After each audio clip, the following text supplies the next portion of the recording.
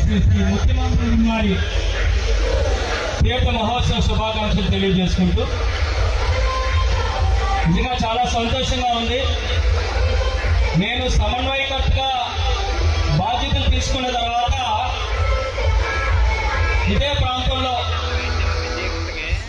ఇటువంటి ఒక కార్యక్రమానికి ఇచ్చేసినప్పుడు పార్టీలో జాయిన్ అవ్వడం జరిగింది. నాకు బాగా గుర్తు. సుమారుగా ఒక 8 సంవత్సరాలు 2016 9 సంవత్సరాలు అయింది.